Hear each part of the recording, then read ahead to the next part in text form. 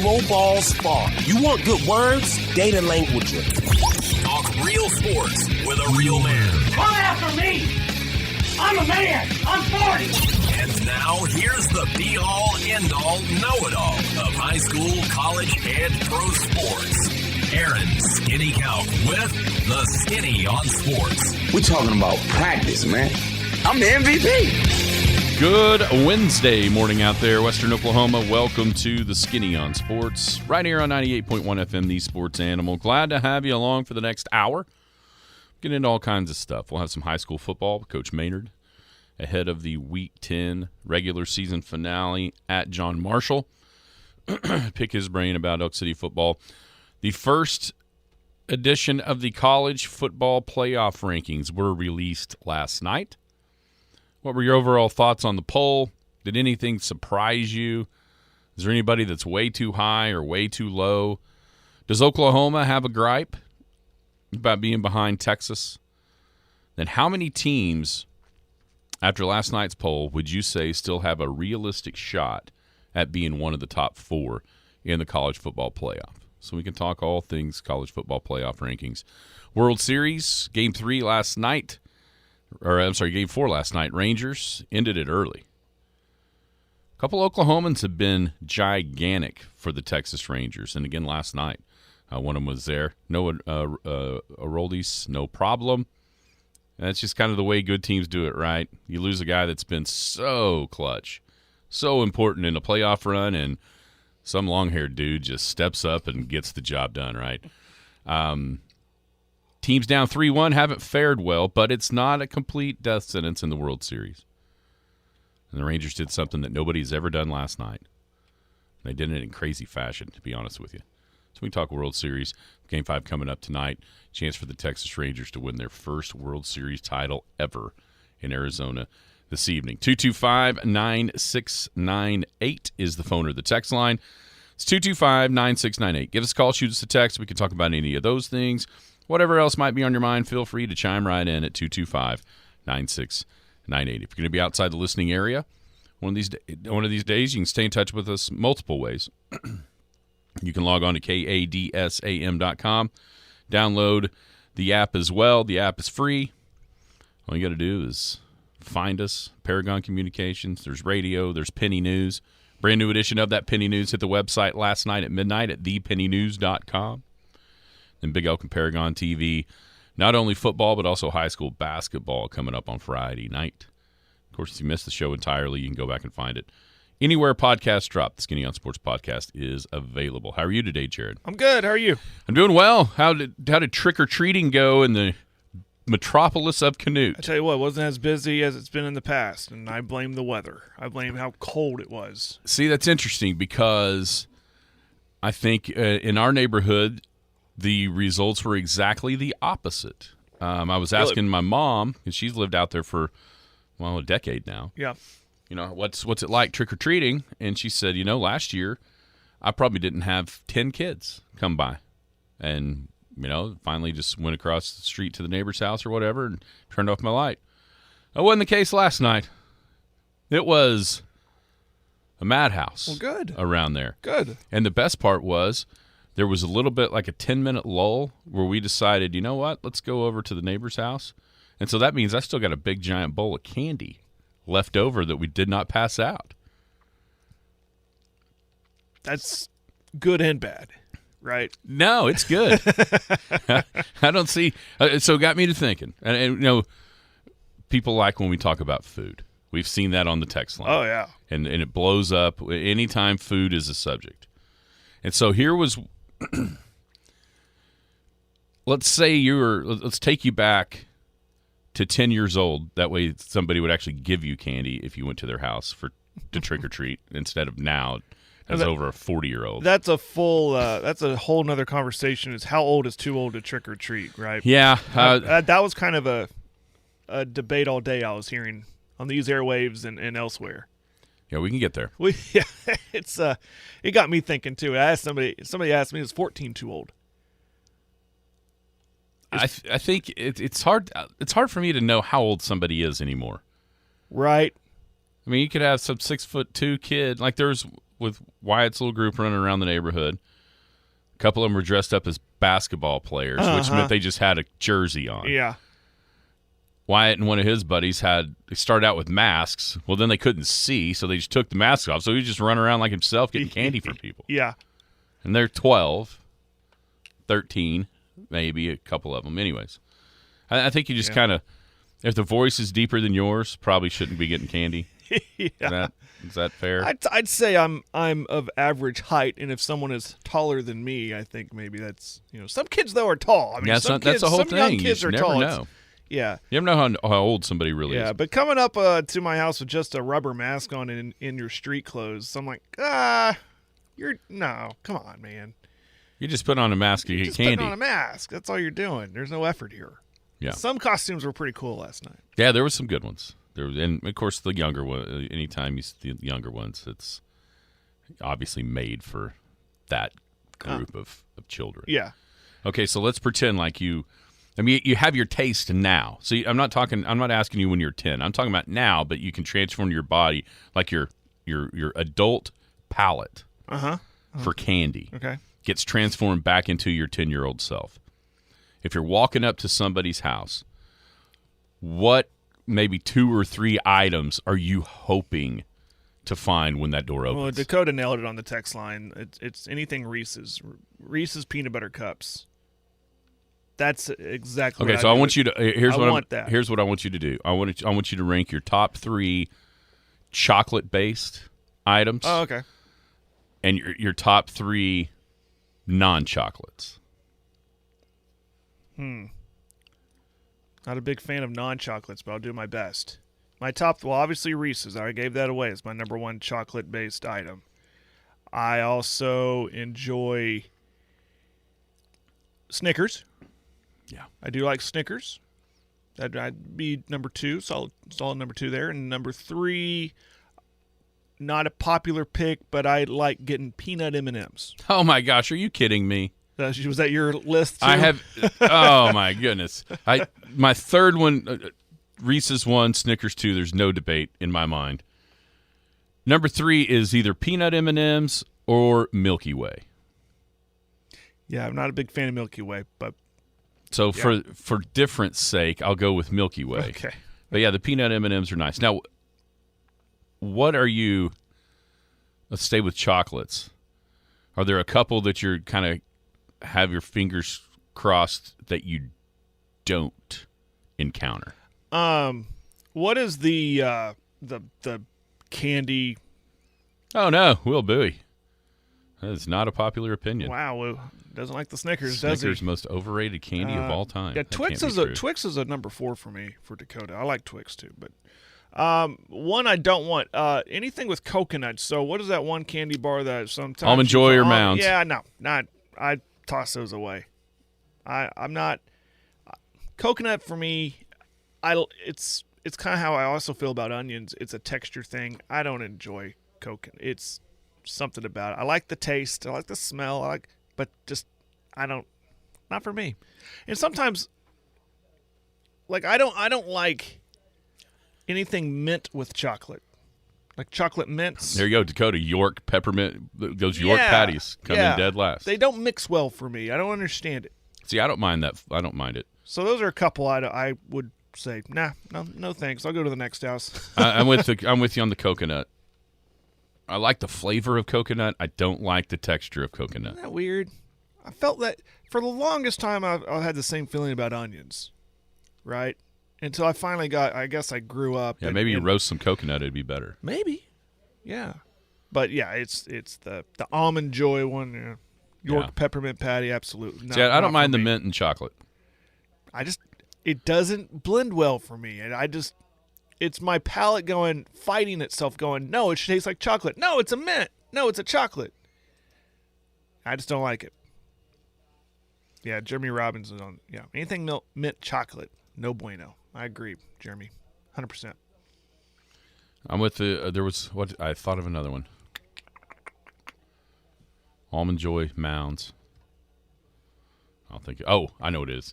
I'm not particularly in love with dark chocolate. A little heavy there, a little rich. Not particularly in love with it. No. I do like plain chocolate, like a Hershey bar. Oh, sure. My daughter, when I allow her to get her treat, my oldest, when I allow her to get a treat, she gets this all. It's a Dove chocolate. She loves getting just the Dove chocolate bar. Yeah, or you can buy them in those little nuggets. Yeah. Okay. Non-chocolate candies that you would like to see in your Halloween treat bag. Payday. I like Payday. I used to get a Payday every day. I saw a chocolate Payday last night in Wyatt. I'd never seen such a thing. I've seen them where they're just dipped in chocolate. Yeah, I didn't. It was just the wrap, it's in his stuff. That'd be one. Twizzlers. Strawberry or cherry. I like Twizzlers. Do you like black licorice? No. Okay, good. Who does? Nobody. That chocolate Payday's a Baby Ruth. That's That's very point. fair. Very It's good very, point. very fair. Yep. Oh, no. There's something major wrong with Will. See, I think that's a generational thing. Loves black licorice and hates Snickers. I think it's a generational thing. Something got messed up there. I think it's a thing. Like, our generation doesn't like that, but his maybe does. I don't know. I'm not trying to call him old, but that's a good one on the text line, Starburst. Let's go. Payday, licorice, and I saw one pop up like Cracker Jacks. Yeah, that's the popcorn ball. Now that that's popcorn the ball? big deal in Canute. Yeah, popcorn ball. The popcorn balls are a big deal in Canute. You know what else I found in Canute? What? Fireball. Oh, that was just for the adults. Well, He had a bowl for kids and a bowl for adults. Like, oh, well, I don't mind if I do. And there's not just that. There's other. kids, keep your hand out of the ice bowl. I would go Starburst. No, I wouldn't. I would go Sour Patch Kids #1. Oh, that's a good one. And then I would go Starburst and Skittles. If you're talking about non-chocolates, that's where I would be on what you want to see. What do you not want to see? To me, we've already named one of them. Black licorice is 1,000,000%. Yeah. Please, Lord, don't end up in my bowl. Another thing, and this is only, I don't even see these things except for this time of year, but no candy corn for this guy. I am not a candy corn guy.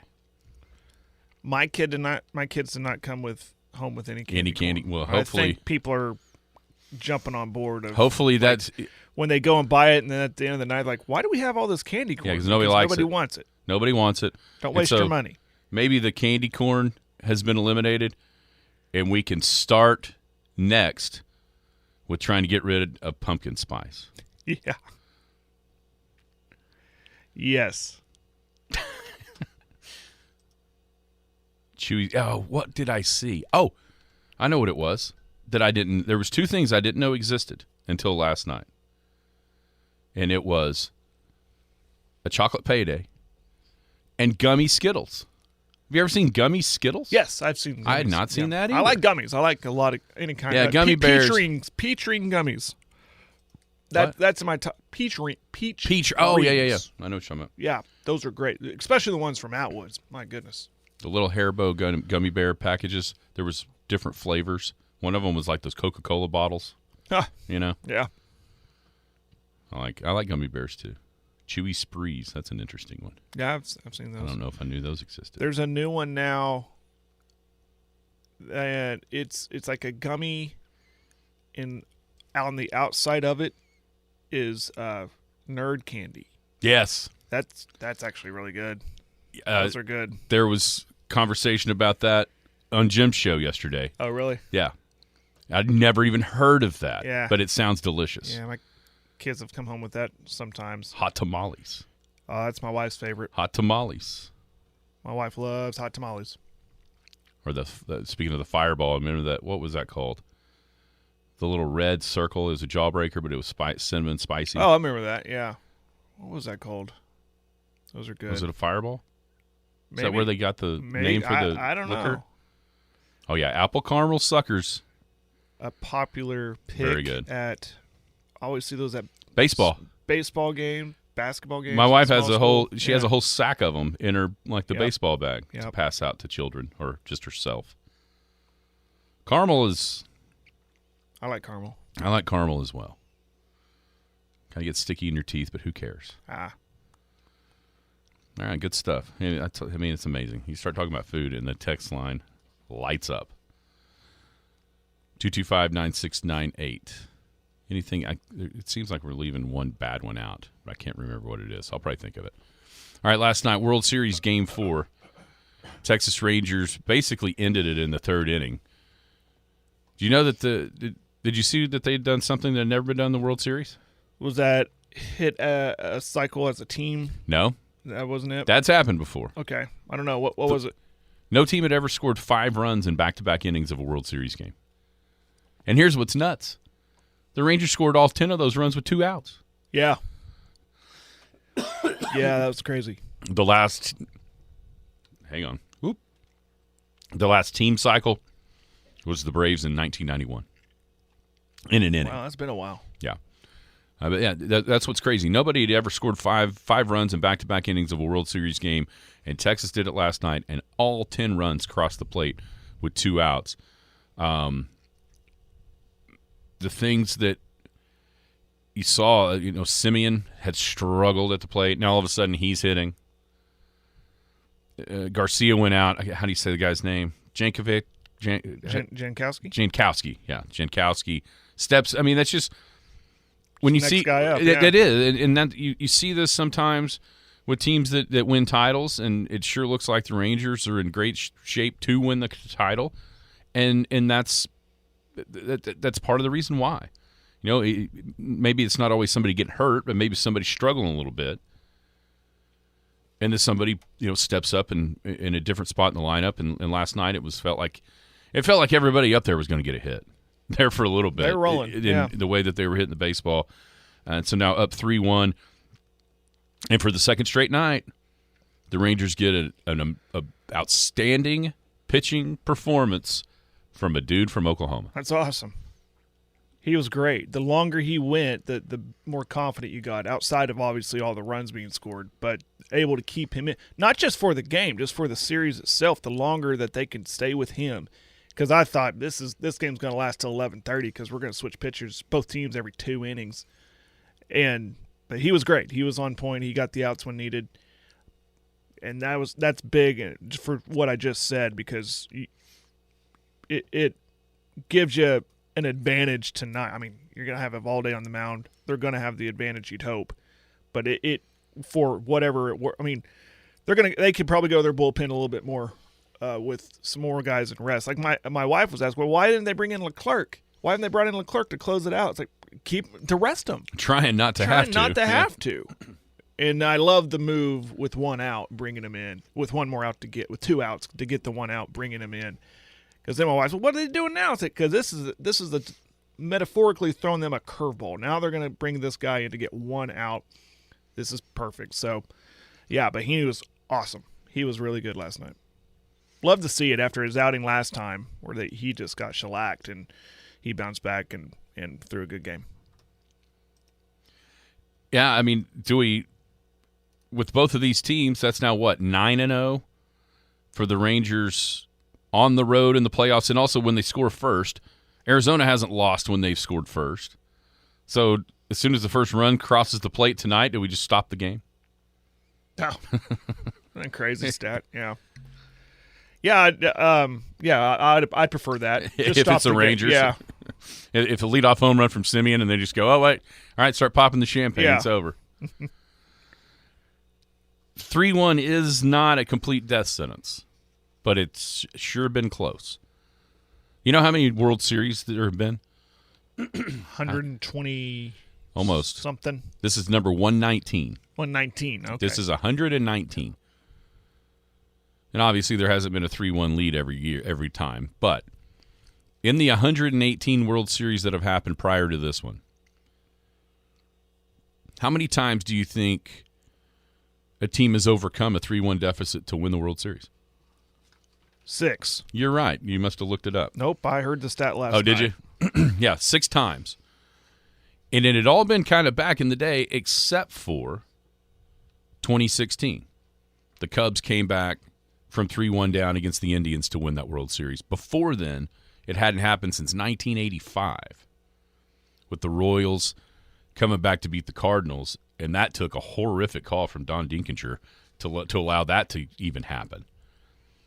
And then it's pre-1980. So there hadn't been a ton of that. You know how many times they've forced Game 7 and lost? That I don't know. 3. 3 times. And the last time that happened was 1972 with the Cincinnati Reds, the Big Red Machine. So it's not completely over for the Arizona Cardinal or for the Arizona Diamondbacks, but it's pretty dang close. Does it give you pause with Texas's struggles in the last series at home? I mean, is there any thought in your mind going, "Oh, it'd be all right if we lose tonight. That way we can win it on our home field"? No. I hope not, because don't tempt the baseball gods. Just win the damn thing. Just do it. I've been waiting all my life for this. I don't want to wait another 40 years to see this. Just get it done. I don't care about winning at home. I don't care. Just get it done. Any worries about Eovaldi's back? No.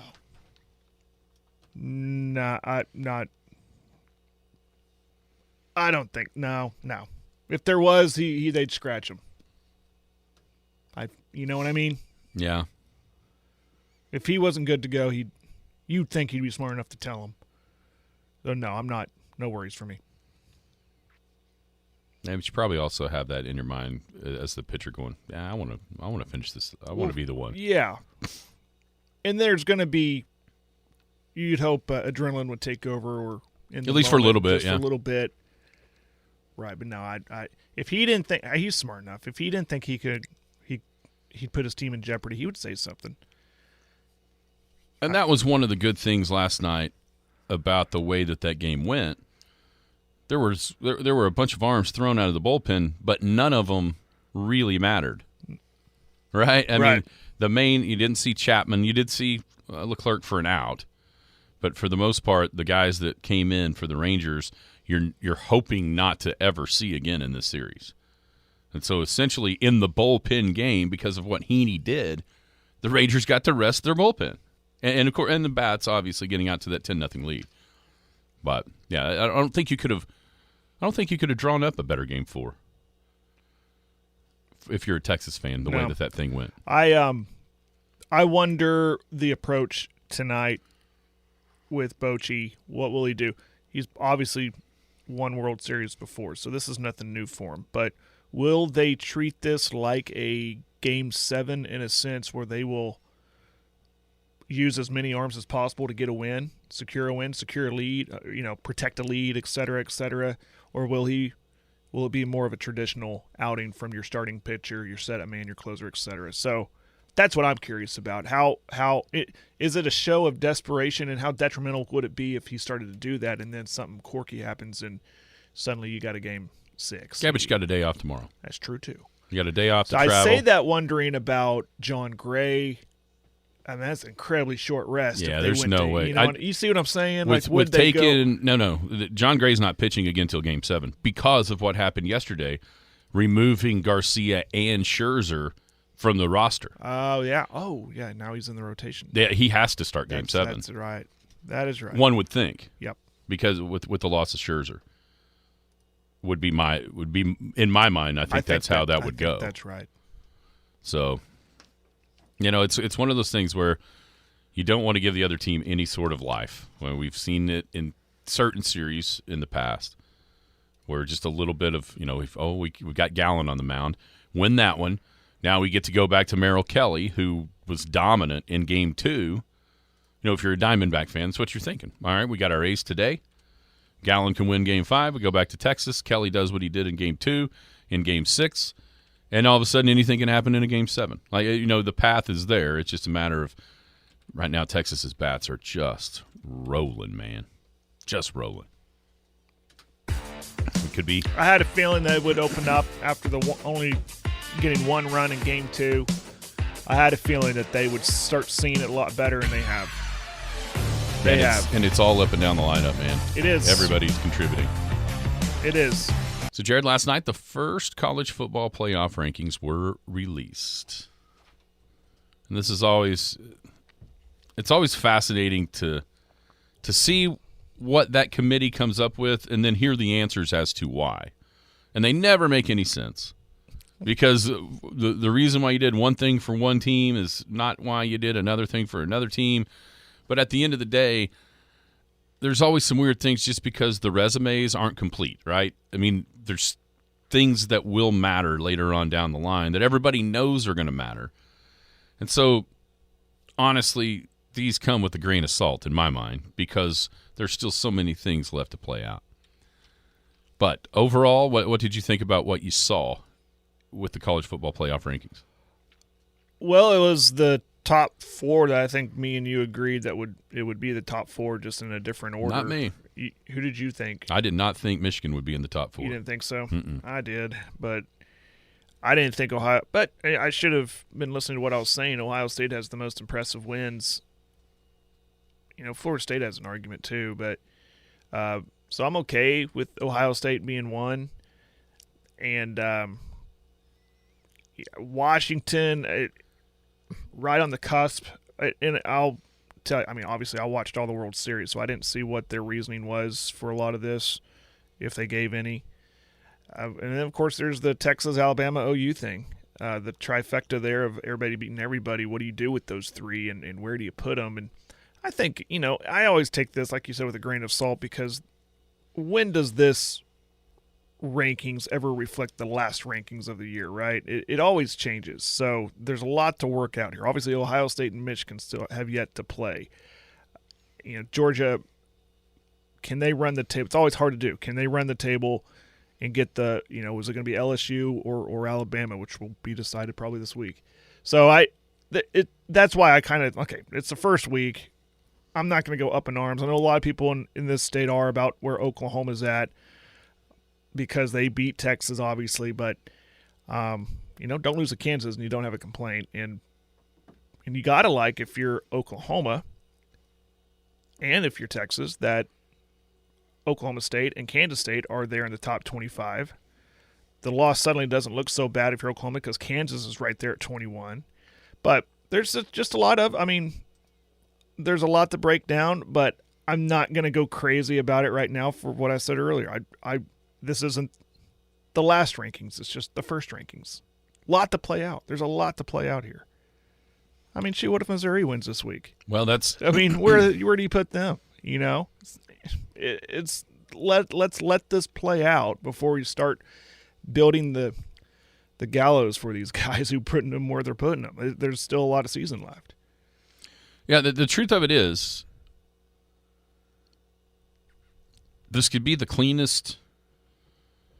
Yeah, it could work of all time. Yeah. Whoever wins Ohio State and Michigan goes undefeated. The others go undefeated, and there's really not much argument, right?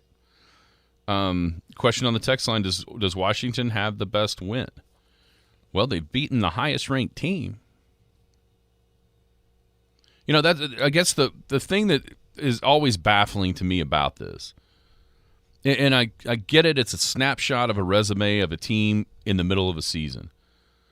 But how you use certain justifications to rank one team in a certain spot, and then you look and there's another team right there that's doing the same thing but not getting rewarded for it. Right. And to me, Washington is that team that's not getting I know it won't matter down the line, these first rankings or whatever, but if this is really how you're going to rank them, there is on no planet should Michigan be ranked ahead of Washington if you just look at what they've just one win. Who has Michigan beat? Right, they haven't played anybody. Now they've been dominant, and that's what'll be said.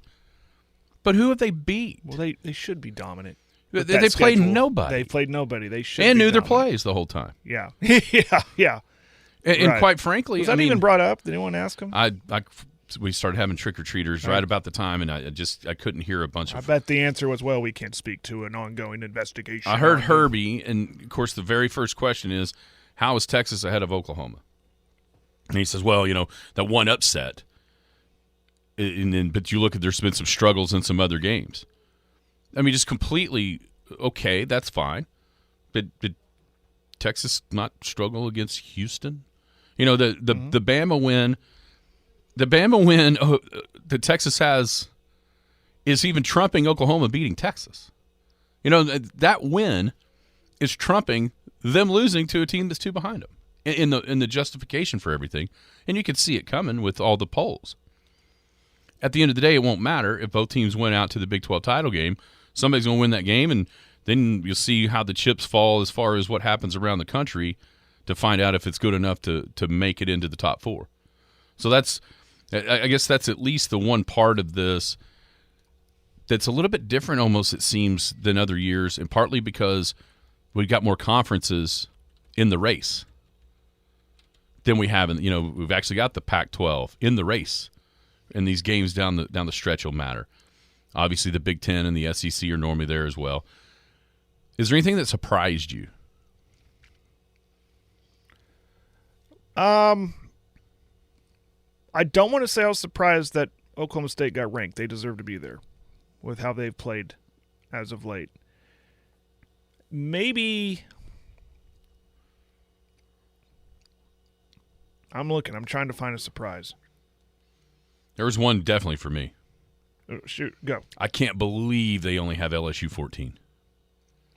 I cannot believe it. You think they would? I thought they would have them way higher, not only just because of that, but to build the game. But here's the thing.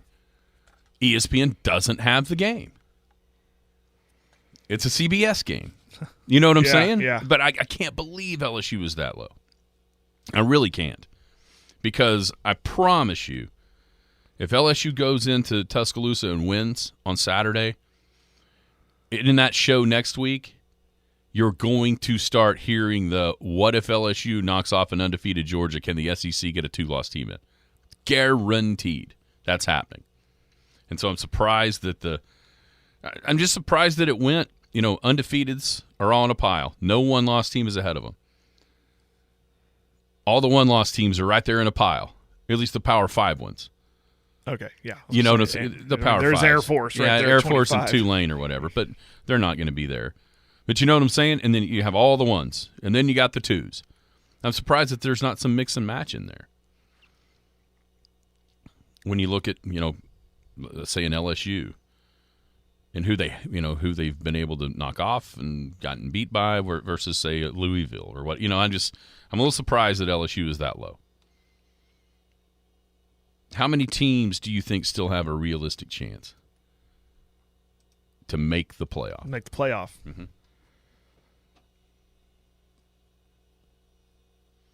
I'll say 9.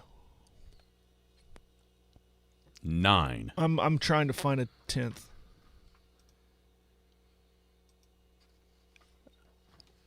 Yeah, maybe 10.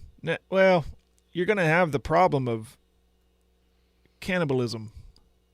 Yeah, no, but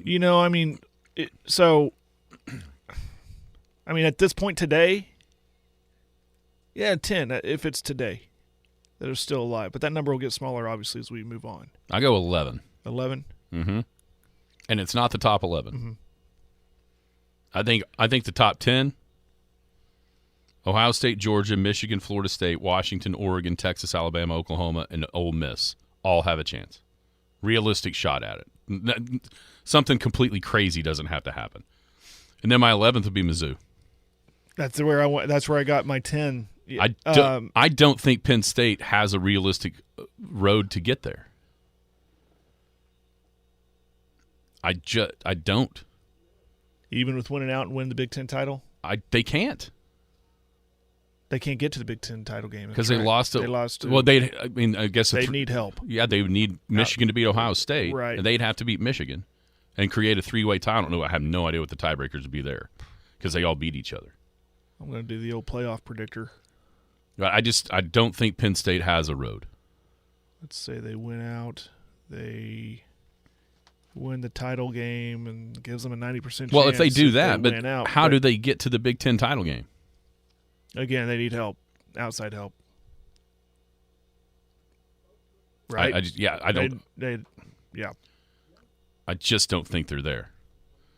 With already a loss to Ohio State, and they're so far behind those two teams. Because if it comes down to Ohio State, Penn State, obviously we know who's getting the nod there, right? Mm-hmm.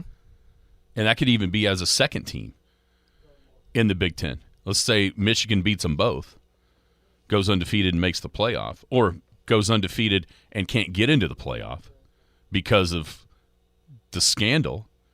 Well, if it comes down to Ohio State and Penn State, Ohio State wins that argument every time because they beat them. You know what I'm saying? Yeah. That's where I just Penn State to me has a hard. I don't see the road. Plus, I don't think they're going to beat Michigan. But you know what I'm saying? That's why I didn't have them there. It just seems like they're the third man out in Big Ten scenarios. But who knows? There's a lot of season left to be played. But yeah, Mizzou, they got their chance this week.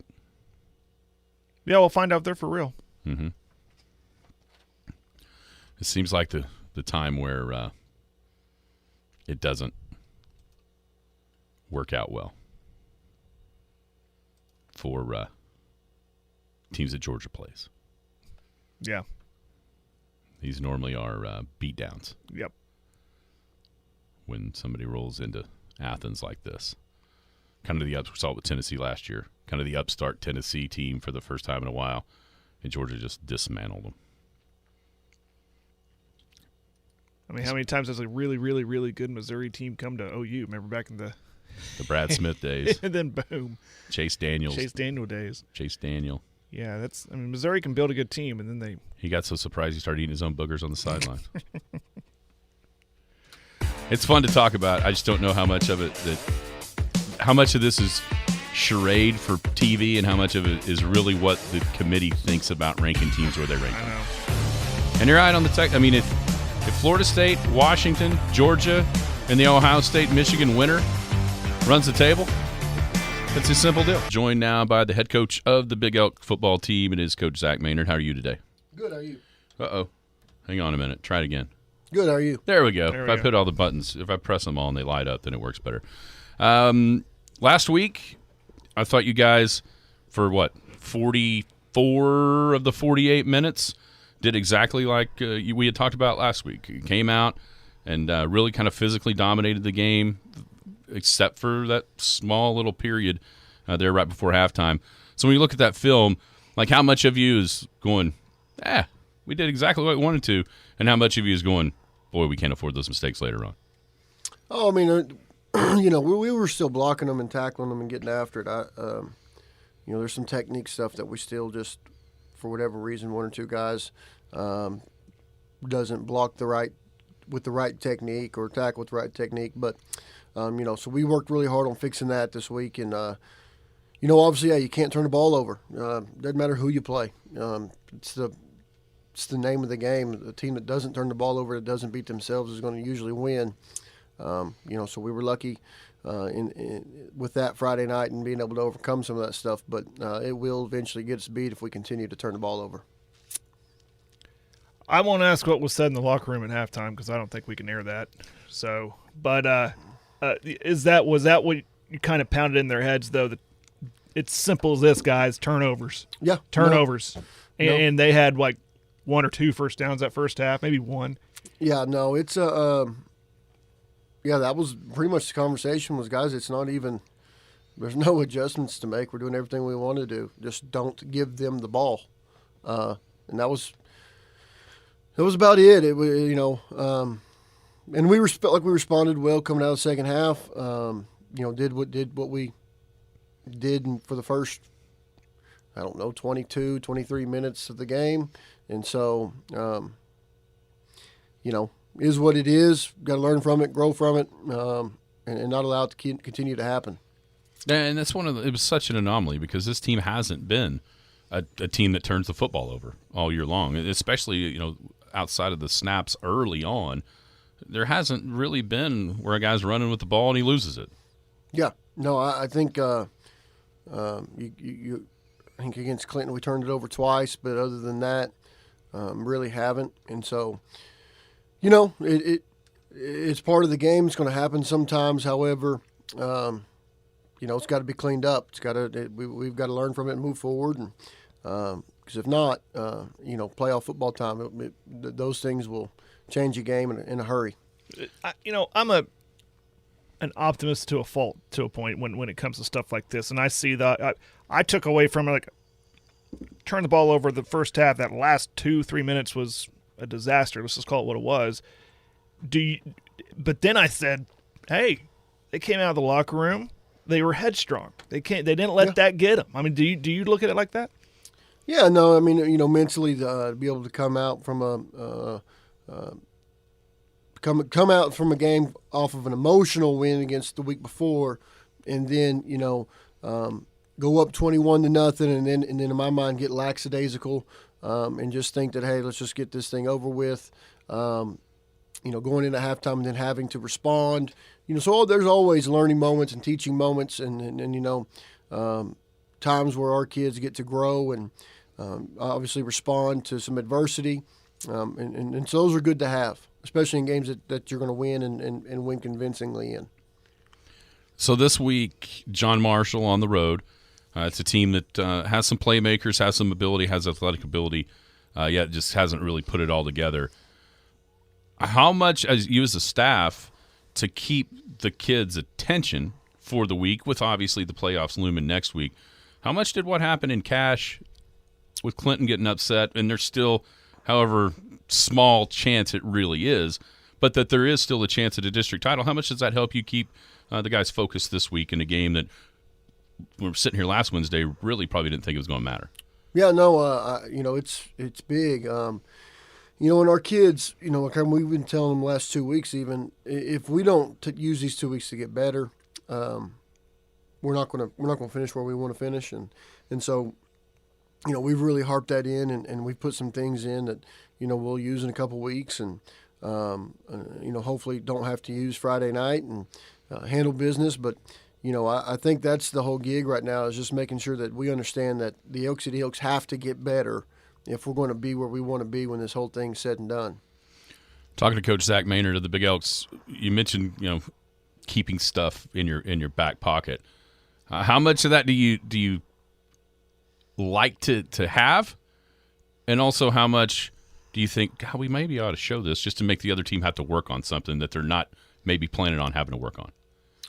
Well, there's a handful that I don't mind showing, and then a handful that I'm just not going to, and plays and things that we're going to show, run 2 or 3 times all year, but they're going to be for big plays, and defenses that we save and show that we worked on all year, but we're going to when you get to next week, everybody's 0-0, and so. Everybody's going to have 10 game films that they're all going to see and they're all going to look at. And in most teams, people usually are who they are at this point. And so we are as well. However, I like to have that, just that 1 or 2 trump cards that we can throw out and play at any time. A team like John Marshall, I always kind of worry about teams like this where this is it for them. This is their last game. I'm going to guess it's their senior night. And so more or less this is their Super Bowl. Does that worry you? Oh, yeah. I mean, we've got to handle business. We've got to come out and play well and be extremely physical and play the game the right way and not, not look like a bunch of idiots at the end of Friday night and act like we know what we're doing and show improvement. I think that's the big thing this time of year. The team that's going to win the whole stinking thing is going to continue to improve from now till the end. And I think, so that's kind of what we've been preaching to them as well. And we have to see growth and improvement week to week. What does that look like? What does the growth or improvement look like on Friday night against John Marshall? Well, something as simple as head and hand placement on blocks. Not defensive line, not running upfield, but getting their hands on those tackles and squeezing them. Linebackers and the safeties having their eyes in the right place, being disciplined with their eyes and, not turning the ball over and our backs blocking with better pad level, things like that you don't necessarily see when you just watch a game, but when you can slow it all the way down and just the minute details that will eventually win or lose us big games. And so those are the things that I'm looking for is the little bitty details that, yeah, we may have. You may know that you're supposed to block this guy. However, you didn't block him the correct way.